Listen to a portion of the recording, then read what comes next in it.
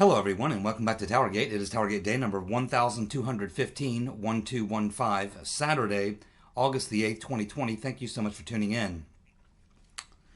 Okay, so the first story we're going to talk about today and the Spygate fiasco is just another, it's nothing new, it's just another piece of evidence, another piece of redundancy that we experience day after day after day as we move through the Spygate story, where we keep getting more and more evidence of what we've already known for a very, very long time. And so here's just another example, which is, of course, highlighted by several different media outlets. And I believe this story was, I think I got it from the Gateway Pundit. Several other sites running the same story.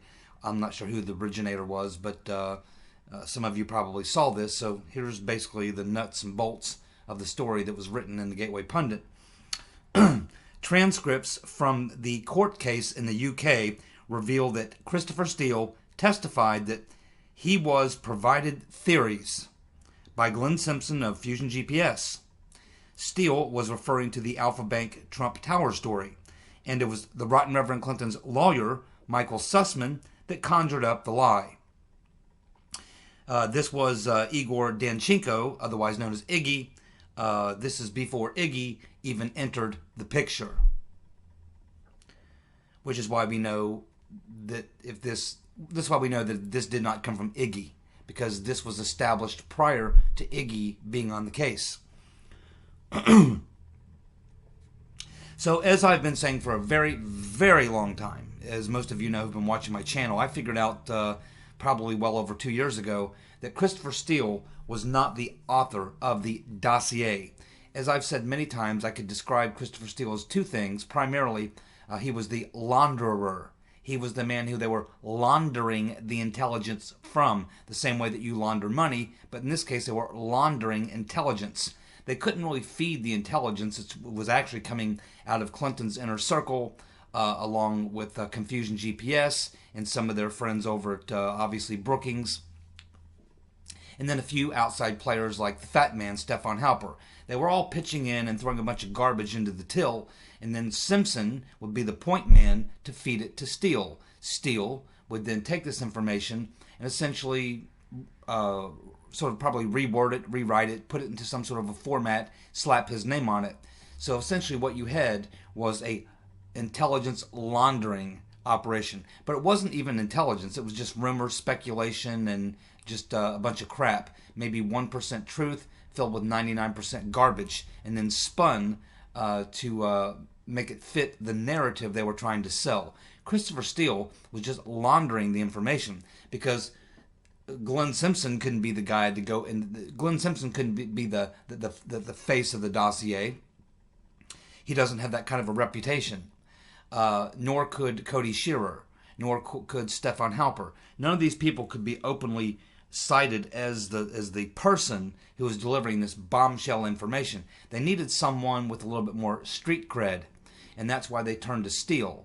And so he was essentially the information launderer, and then became the salesman once Simpson realized that he couldn't push Steele's the garbage that they had laundered through Steele and then back to Simpson. And once Simpson realized that the media outlets wouldn't touch it because they knew they would get sued, then they had to find another salesman, a much better pitchman. And that's when the role of Christopher Steele was expanded. This would have been in late July, and that is when Simpson started having Steele come to the U.S. Simpson would arrange meetings with media outlets so that he could say, you wouldn't run the story when I give it to you, but hey, here's the guy. Here's my guy. Here's the guy. This is the guy who's put all this together.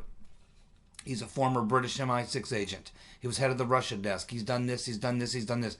Throw out his street cred and all this kind of stuff, hoping that that would be enough to make the media bite. But they said the same thing to Steele. They said, okay, that sounds great. Now give us some sources, something we can do to verify any of this. And Steele could not produce anything that could be verified. So that, again, failed. And that's when they had to start leaking stuff through the FBI or the CIA or whoever to the media And then once leaked to the media from those people, because now the media could say, intelligence sources say, or government sources say, or our inside sources say. They can never really name their sources. It's coming from in the community. So that's how they tried to get around it, to make it a news story that they could report on and talk about, because the media couldn't run the stories if they were coming from Steele or Simpson, but they could run the stories if they could cite them as coming from government sources. It was the same information, just coming through somewhere else. So they laundered it through Steele. When that didn't work, then Steele laundered it through the FBI, the CIA, State Department, whoever, and then all those people began to filter it through to the media. So they successfully did launder it that way. So this was a massive fake intelligence, fake information laundering operation. It was part of the media strategy, which was critical to the whole plot. Without the media strategy, the plot didn't stand a chance. So this is what the rest of the world is going to find out when Durham gets to the end of his investigation. And it'll be humorous for me to sit back and watch the typical Hannity types, these types of people who are going to act like their minds are totally blown to find out that Christopher Steele is not actually the author of the dossier. Me and some other YouTubers have been saying it now for over 2 years. But the mainstream corporate media line is still that Steele was the author of the dossier, and it doesn't matter whether you're watching Fox or whether you're watching MSNBC. It's a narrative that they've all been writing now for 3.5 years, even though most of us in the alternative media, YouTubers, we figured out more than 2 years ago that Steele really wasn't the author of any of this stuff. He was simply the man who laundered the intelligence, and he was the salesman, the pitch man to go out and try to sell it. That is what's going to come out. I think we're going to find out that largely, it was a Glenn Simpson story. It was a Glenn Simpson story, mostly. And then Simpson, of course, had Nellie Orr working for him doing open source research. So Simpson's narrative was based on a lot of writings he did when he worked for the Wall Street Journal back in 2004, 5, 6, and 7, and all the articles he wrote in a 3 or 4 year period of time working for the Wall Street Journal, where he wrote articles naming the exact same characters, alleging the same exact plots, all these same guys, Deripaska, Trubnikov, Alpha Bank, Paul Manafort. These are all the same figures that Simpson was writing about back in 04, 05, 06, and 07, along with his wife Mary Jacoby, and all he did was rehash that and feed it to Steele. But they needed to update it, and then they needed to get some up-to-date information and plug Trump's name in instead of someone else's name. And that's where Nellie Orr came in, and these contractors doing open source research. And I expect that we're going to find that Confusion GPS or Nellie Orr was one of the people having access to the NSA database. And I think we'll probably find out that CrowdStrike was probably also one of those contractors.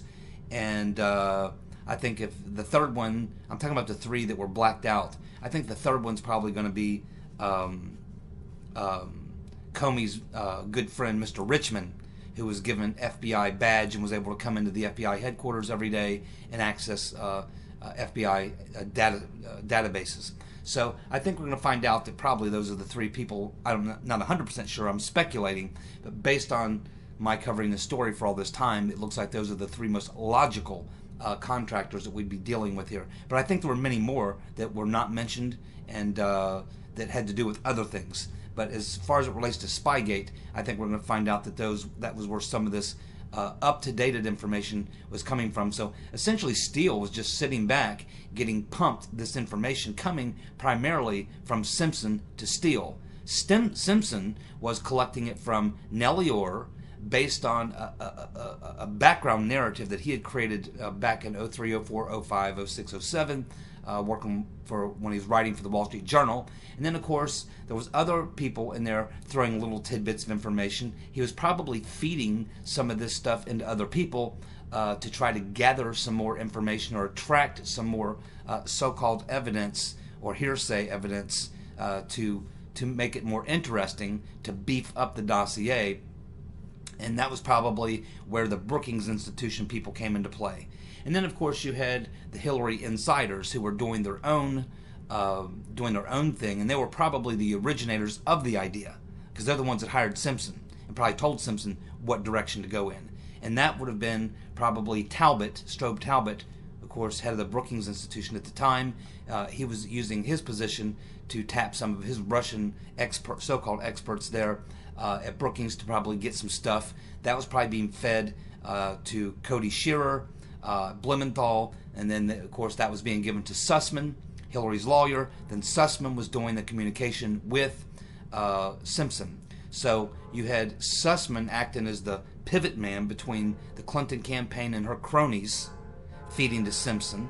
Simpson using Nellie, and then feeding it to Steele. Now, Steele needed, of course, to cover his behind, and on his end, of course, he's got this mutt, Danchenko, Iggy.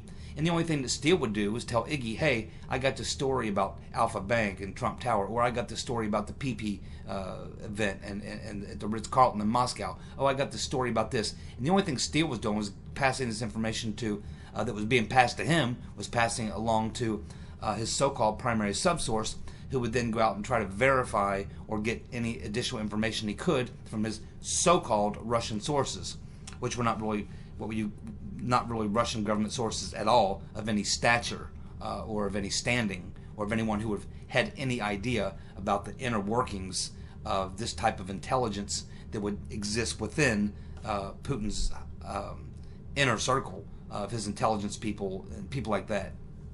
So nobody that would have access to Putin's inner circle and what was going on within, the intelligence people inside Putin. This is basically what the dossier was. It was sort of a shit soup of just conjecture and straight up lies, propaganda, just a lot of garbage. It wasn't so important that the information be true because, as is the case in all elections, these types of smear campaigns happen all the time in politics. And what happens is that once the election is over, and even if the smear campaign and all the lies that were told about someone turn out to be lies and it's all proven, they don't go back and redo the election. They don't go back and say, well, we found out that stuff you said was lies, so we're going to undo the election. We're going to have a re-election. We're going to have a revote. We're going to air this out. That never happens. Once the election's over, the election's over. And if you did a better job of lying about your opponent than he did about lying about you, you win. It's a winner-take-all event. It's dirty, dirty politics. You can get as dirty as you want. You can lie as much as you want. And because lying is not a crime in a political campaign, lying about your opponent is not a crime, and there's no accountability. There's no, it's forgotten about, So, this is why it's used by politicians in every campaign. Every campaign lies about their opponent. It just happened that 2016, this was a gargantuan lie, larger than what you generally see. And of course, in this particular case, what made this so unusual is the Clinton campaign managed to get their lie, their smear job on Trump turned into an investigation, resulting in FISA warrants, spies, and everything else. So that's what makes this extraordinary and different, and why it is criminal, and why people should, and I hope certainly will, be held accountable for their crimes. But I can imagine once the Durham report comes out and Durham explains to everyone that in fact Steele was not really the author of the dossier at all, that it was just a bunch of garbage coming from inside players. The very man who hired him, Glenn Simpson, was provided the base narrative, and all the other little tidbits around it were coming from sources Glenn Simpson was tapping into, most of them associated with the insiders within the Clinton campaign. This was all an inside job. There were no Russian, sources. There were no Russian high-level intelligence people feeding stuff to Steele. This is all garbage. Now, most of that is coming out now, but it doesn't stop people in the mainstream, even people like I say, like Hannity and Fox. You still hear Hannity every night, the Steele dossier, the Steele dossier, the Steele dossier, and it drives me up a wall, which is why I can't watch Hannity. I can't stand it. Steele was not the author of the dossier, okay?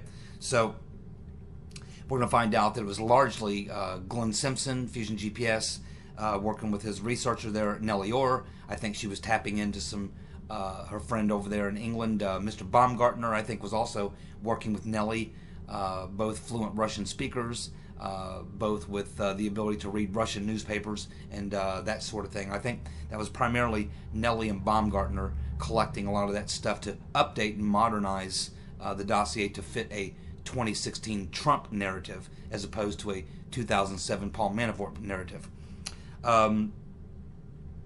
Of course, you had Cody Shearer, obviously working with the inside people in the Clinton campaign. That would have been Blumenthal, Strobe Talbot, the head of the Brookings Institution, probably tapping into sources there. So I think there was information flow coming directly from that group being passed to Sussman, and then Sussman giving it to Simpson, and Simpson giving it to Steele.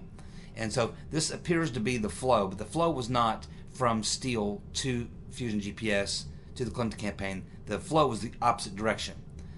It was not what's been presented, and that's what's going to come out in the Durham report, and we will have known about this for well over 2 years now.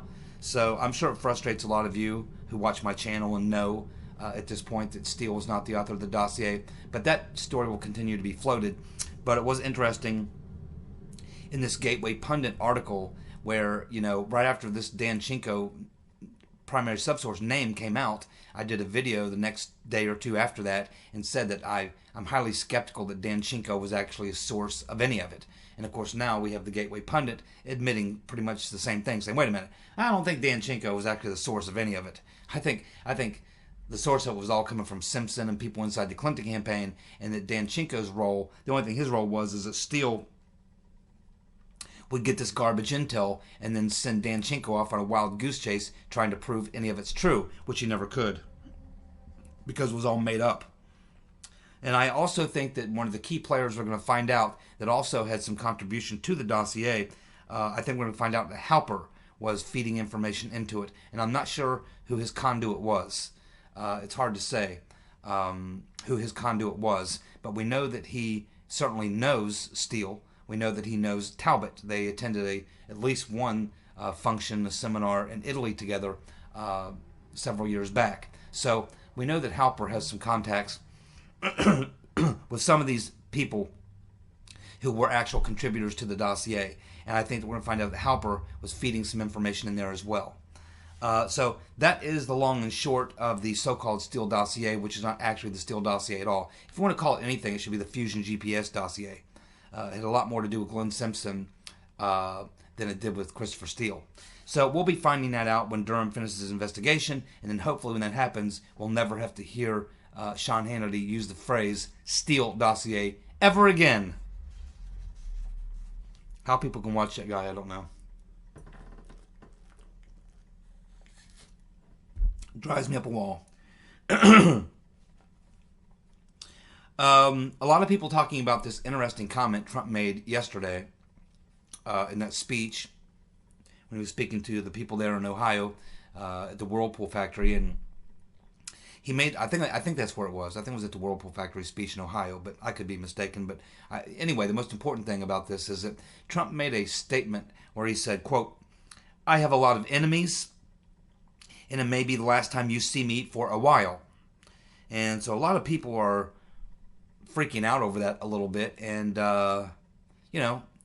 it's an interesting comment, but with Trump, you never know. I mean, Trump says things a lot of times, and you don't know what to make of it. We know he has a habit of throwing things out there that at the time do not make a lot of sense, but then 3 or 4 or 5 months down the road, things happen, and you go, oh, Trump knew all this stuff was going to happen. He knew what was going on, or he was laying the breadcrumbs for something he was going to do later, knowing good and well that this statement he's making now, 3 or 4 or 5, 6 months down the road, would have much different meaning or more significance. So I don't know what to make of this. Now, a lot of people think that he's talking about has a lot of enemies because of the powerful people that may be taken down by John Durham and the Spygate investigation, because he has in the past couple of days also made statements that we're going to learn something from Durham's investigation. It's going to be breathtaking. We caught them. So a lot of people are trying to piggyback this statement off of that this may have something to do with what Durham is going to do in the very near future in terms of charging people with crimes and things and such. Some people think this may have something to do with Maxwell and Epstein and the fact that she's going to reveal all these powerful people who were involved. I know George Clooney is the latest person to have his name dropped in this thing. So yeah, there's going to be a lot of names dropped, and I don't really follow the Maxwell story that closely. I'm mainly on the Spygate story, but it is possible that that for a very long time that these people have been protected by the highest authority, which would be the President of the United States, and that Trump is just not that guy. He doesn't, give these guys cover, and so therefore he could be making a lot of these powerful people angry, and it could be those people he's talking about, people associated with the crimes involved with Maxwell and Epstein and their friends. That's certainly a possibility. But I think the context to me when I watched the full clip, Trump was talking about the fact that he was going to sign an executive order that was going to drastically lower the cost of prescription drugs because we're going to cut these middlemen out.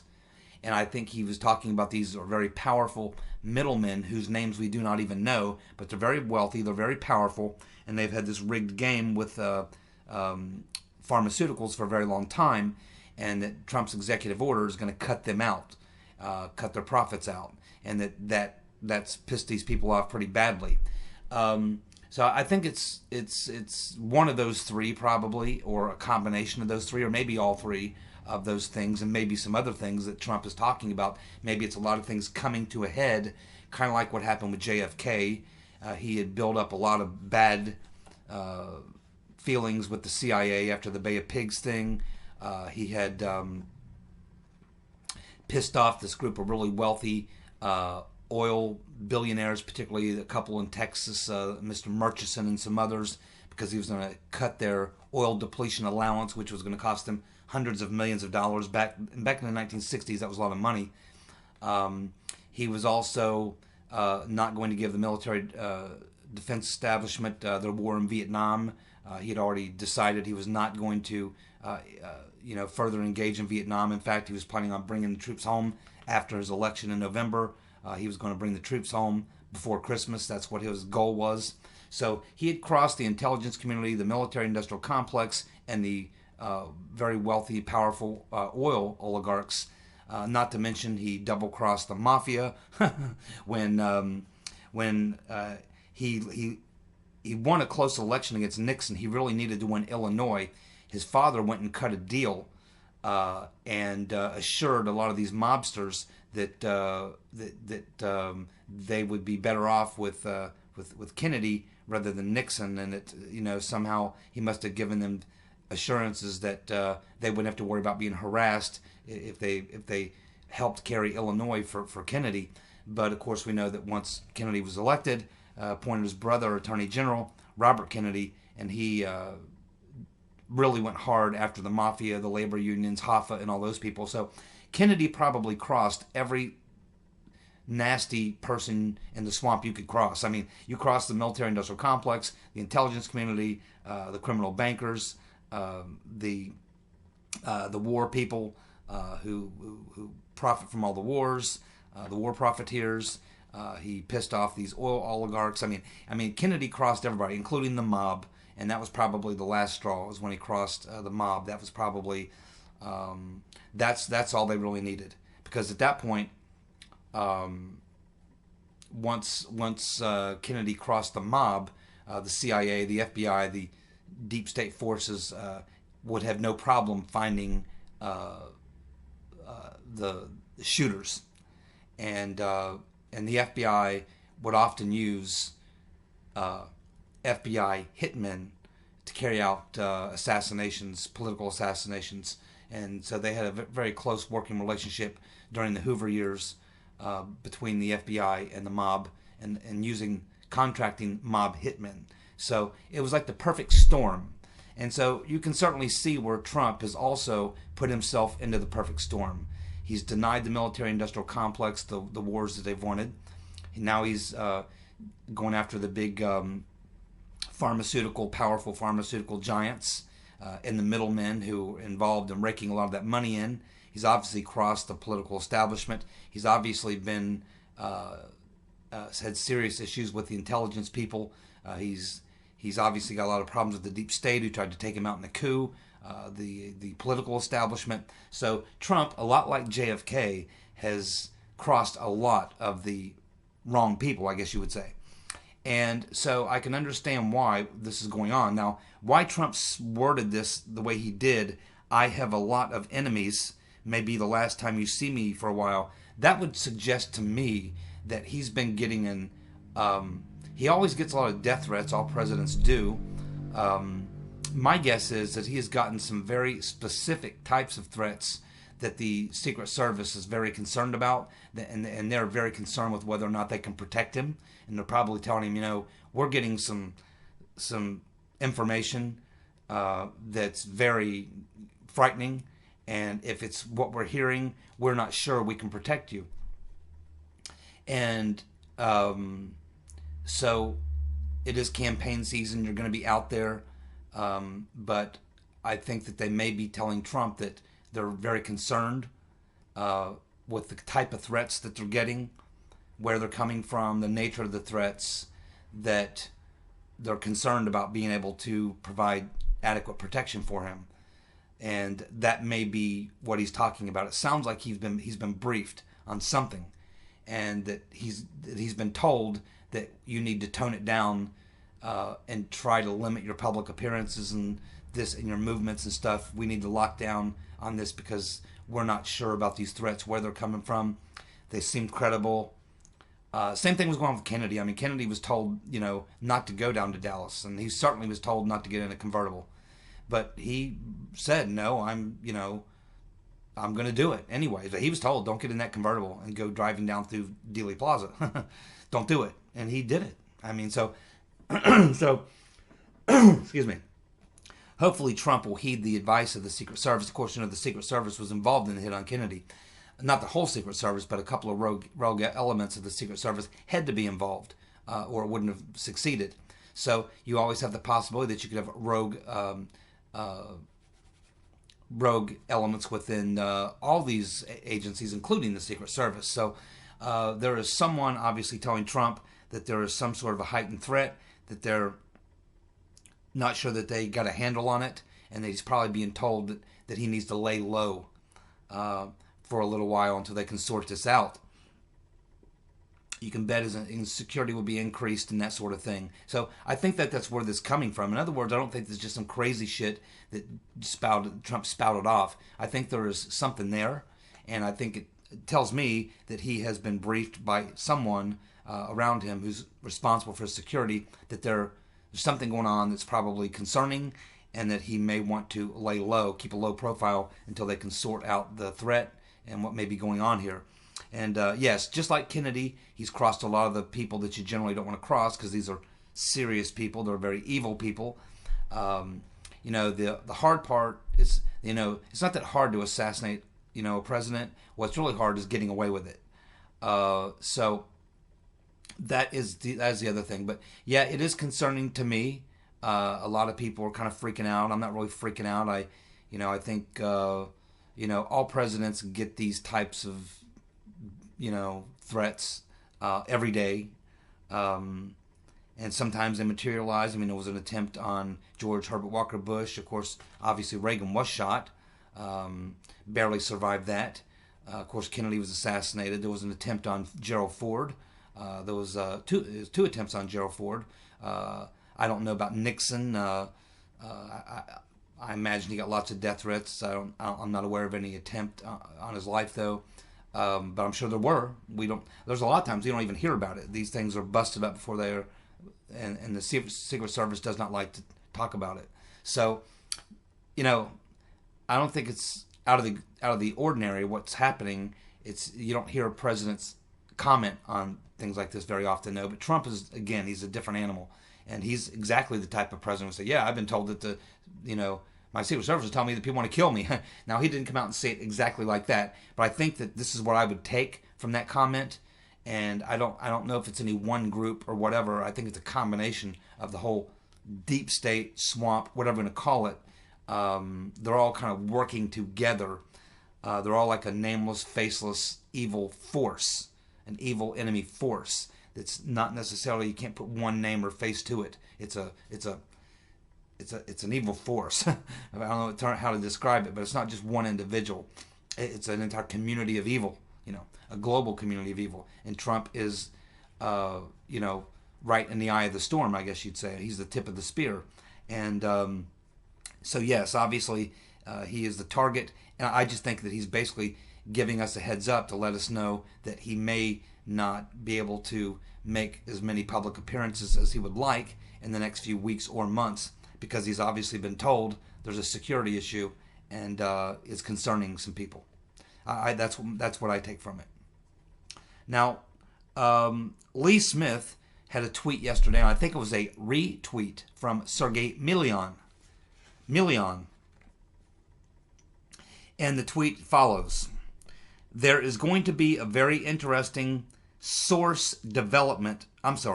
There is going to be a very interesting source document showing prestige media organizations conspired with Obama officials and Dem Party operatives to frame an innocent American as part of their spying operation against POTUS. Stay tuned.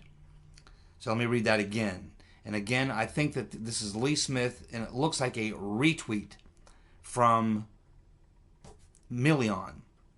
And it says, there is going to be a very interesting source document showing prestige, and I think he probably meant to say prestigious, media organizations conspired with Obama officials and Dem Party operatives to frame an innocent American as part of their spying operation against POTUS. Stay tuned.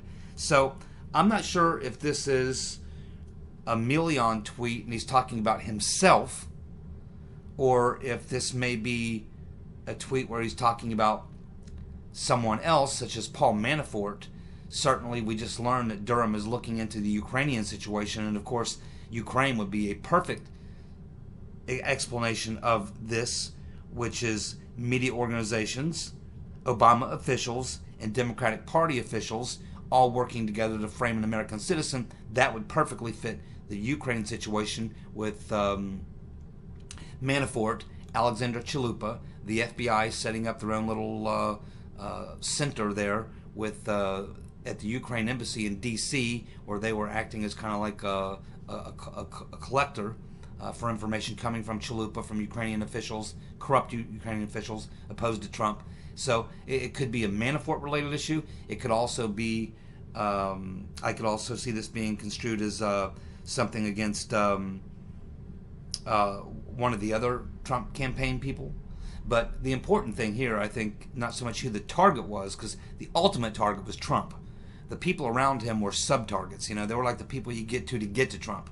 But I think any document that comes out that would show that media organizations were conspiring with Obama officials and Dem Party operatives to force an innocent American, to frame an innocent American as part of the spying operations. Any document that would come out and provide real hard evidence of that. Now, we already had evidence from the DNC leaks that the Clinton campaign, the DNC, and the media were working against Bernie Sanders. We know that was going on because we already had those leaks back in July of 2016 that WikiLeaks released, showed us that. And of course, we know just from observation of all the media leaks and all the things that we've learned and all the things we've observed in the last 3.5 years, that clearly there was coordination going on between intelligence agencies, the Democratic Party, Clinton operatives, the FBI, foreign entities, private contractors, and God knows who else. Clearly, there was a media strategy. I mean, Strzok and Page talked about it. McCabe talked about it. Comey used it. So, yes, obviously, and this is, of course, we've talked about this many times here on TowerGate, and this is why I said many times, the media has certain privileges that allow them to do certain things, but they do not have the privilege of being able to be part of a plot to take down a president, a coup plot. They do not have the right to use their press privileges to conduct political operations against political targets. So this is where the criminality could come into play.